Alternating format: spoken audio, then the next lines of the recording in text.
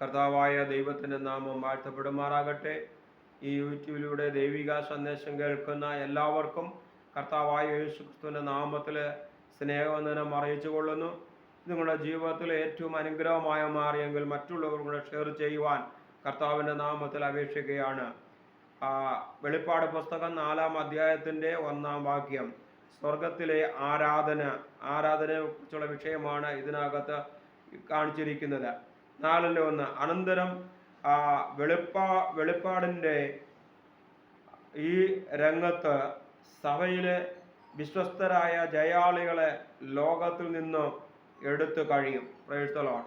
അപ്പോൾ കർത്താവായ ദൈവത്തിൻ്റെ തിരുസന്നിധിയിൽ നാം ആയിരിക്കുമ്പോൾ, ശ്രദ്ധയോടായിരിക്കുമ്പോൾ, തീർച്ചയായും കർത്താവായ ദൈവത്തിൻ്റെ തിരുസന്നിധിയിലേക്ക് നമ്മെ എടുക്കപ്പെടുവാൻ തക്കവണ്ണം ഇടയായിത്തീരും.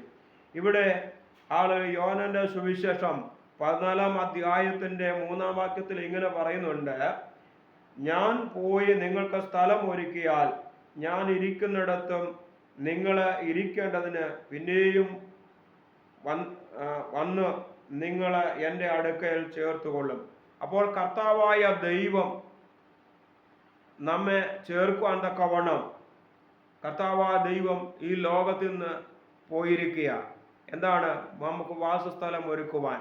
അതുകൊണ്ട് ഈ ദിനങ്ങളിൽ കർത്താവായ ദൈവത്തിൻ്റെ തിരുസന്നിധിയിൽ നാം ഒരുക്കത്തോടായിരിക്കുന്നുവെങ്കിൽ തീർച്ചയായും കർത്താവായ ദൈവത്തിൻ്റെ അടുക്കിലേക്ക് നമുക്ക് വസിക്കുവാൻ തക്കവണ്ണം ഇടയായിത്തീരും. Price the Lord. അപ്പോൾ കർത്താവായ ദൈവം നമുക്ക് സ്ഥലം ഒരുക്കുകയാണ്. അപ്പോൾ പിന്നെയും വന്ന് നമ്മെ ചേർത്തുകൊള്ളും. Praise the Lord. 2-ാം വാക്യത്തിൽ ക്രിസ്തുവിൻ്റെ മണവാട്ടി സഭ. ഹല്ലേലൂയ. 2 ലോകമെങ്ങും വരുന്ന പരിശോധനയിൽ നിന്ന് ഫിൽദെൽഫിയയിലെ സഭയെ കാത്തുകൊള്ളും. മഹോദ്രവത്തിന് മുൻപ് ക്രിസ്തുവിനോട് ഒപ്പം വിശ്വസ്തരായിരിക്കുന്ന എല്ലാ വിശ്വാസികളുമായി നൽകപ്പെട്ടിരിക്കുന്നതാണ്. Praise the Lord. അപ്പോൾ കർത്താവായ ദൈവത്തിൻ്റെ തിരുസന്നിധിയിൽ നാം വിശ്വസ്തരായിരിക്കുക. 2-ാമത്തേത് സിംഹാസനത്തിൽ നിന്ന് മിന്നലും നാദവും ഇടിമുഴക്കവും പുറപ്പെടുന്നു. ദൈവത്തിൻ്റെ ആത്മാവ് 7 ദീപങ്ങൾ സിംഹാസനത്തിൻ്റെ മുമ്പിൽ ജ്വലിച്ചുകൊണ്ടിരിക്കും. ഇവിടെ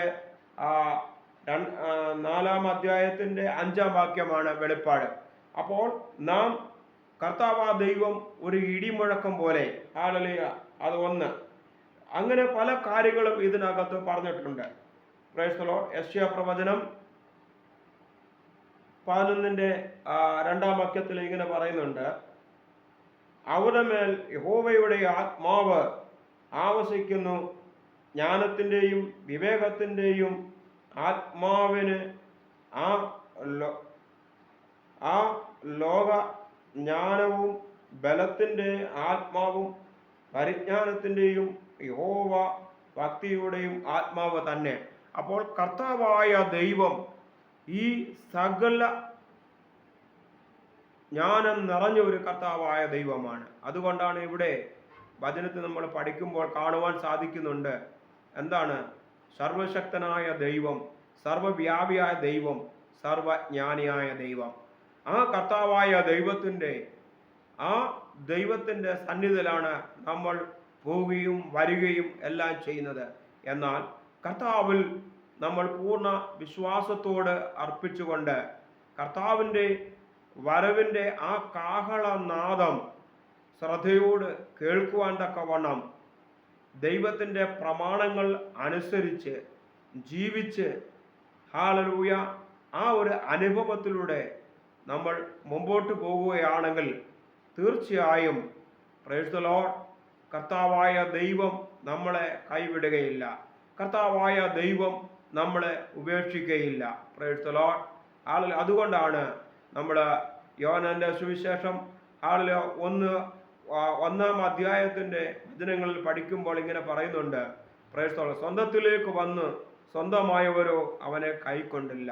അവൻ്റെ നാമത്തിൽ വിശ്വസിക്കുന്നവർക്ക് ദൈവമക്കളാകുവാൻ തക്കവണ്ണം അധികാരം കൊടുത്തു. അപ്പോൾ കർത്താവായ ദൈവം ലോകത്തിൽ വന്ന് സ്വന്തം യഹൂദന്മാര് കൈക്കൊണ്ടില്ല, എന്നാൽ അവർ കർത്താവായ യേശുവിന്റെ നാമത്തിൽ വിശ്വസിക്കുന്നവർക്ക് ദൈവമക്കളാകുവാൻ അധികാരം കൊടുത്തുവെങ്കിൽ, പ്രൈസ് ദി ലോർഡ്, ഇന്ന് ഈ രാത്രിയിലും കർത്താവായ ദൈവം നമുക്ക് അനുഗ്രഹങ്ങൾ തന്ന് നമ്മെ നടത്തുന്ന ഒരു കർത്താവായ ദൈവമാണ്. അതുകൊണ്ട് ഈ ദിനങ്ങളിൽ കർത്താവായ ദൈവത്തിൻ്റെ തിരുസന്നിധിയിൽ ദൈവത്തിൻ്റെ ഉപദേശങ്ങൾ, ദൈവത്തിൻ്റെ ആലോചനകൾ ഒക്കെയും കേട്ടുകൊണ്ട് ഹല്ലേലൂയ നമുക്ക് മുമ്പോട്ട് പോകാം.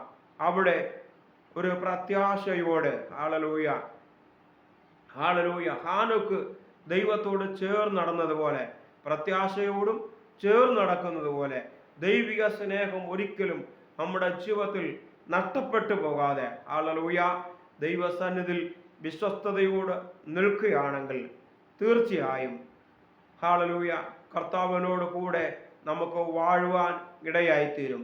ഈ തിരുവചനങ്ങളാൽ കർത്താവായ ദൈവം നമ്മളെ ഓരോരുത്തരെയും ധാരാളമായി അനുഗ്രഹിക്കുമാറാകട്ടെ. ആമേൻ, ആമേൻ.